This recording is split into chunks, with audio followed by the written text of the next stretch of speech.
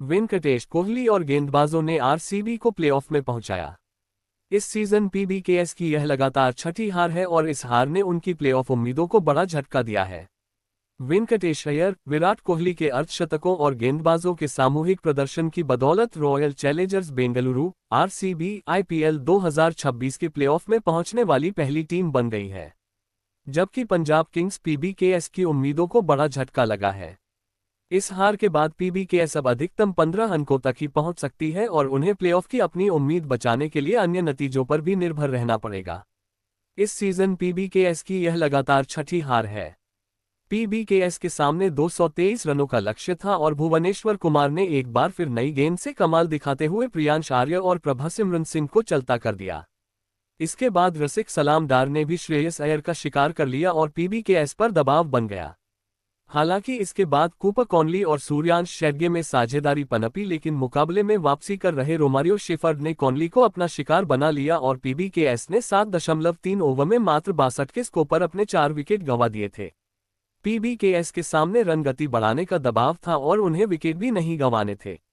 हालांकि नियमित झटकों से पीबीकेएस पर लगातार दबाव बढ़ रहा था, लेकिन शशांक सिंह ने 13वें ओवर में सुयश शर्मा के खिलाफ 20 रन बटोरकर पीबीकेएस को मुकाबले में बरकरार रखा था। अब 7 ओवर में उन्हें 100 रनों की दरकार थी और शशांक और मार्कस स्टोयानिस की जोड़ी पिच पर मौजूद थी। 14वें ओवर में कृणाल पंड्या के खिलाफ डीप मिडविकेट पर स्टोयानिस का कैच जेकब बेथेल से छूट गया और अब अंतिम 6 ओवर में पीबीकेएस को 89 रनों की दरकार थी।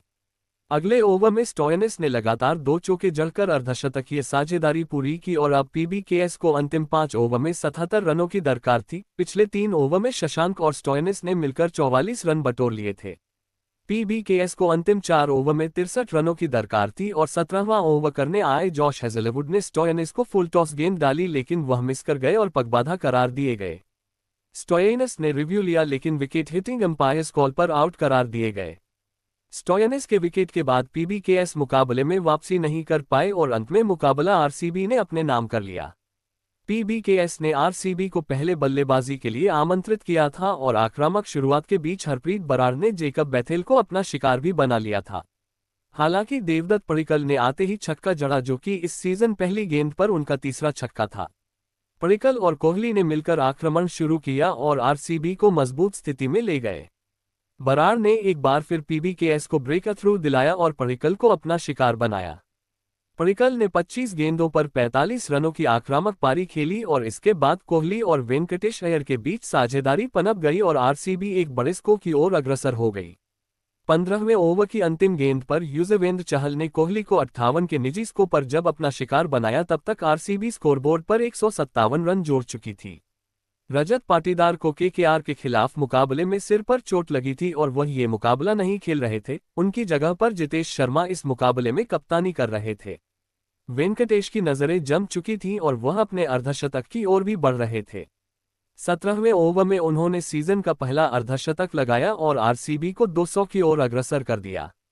वेंकटेश की शुरुआत धीमी हुई थी, लेकिन उन्होंने मात्र 29 गेंदों पर अर्धशतक पूरा किया और अब आरसीबी की पारी की बड़ी जिम्मेदारी उनके कंधों पर थी।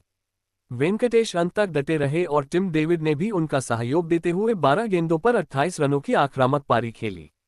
20 ओवर की समाप्ति तक आरसीबी ने स्कोरबोर्ड पर 222 रन खड़े कर दिए। आईपीएल 2026 में ये 53वां 200 जोड़ टोटल था, जो कि किसी टी20 टूर्नामेंट में सर्वाधिक 200 जोड़ टोटल है। आईपीएल 2025 में कुल 52 200 जोड़ टोटल बने थे। किसी टी20 टूर्नामेंट में पंजाब किंग्स 9 200 जोड़ टोटल देने वाली पहली टीम भी बन गई।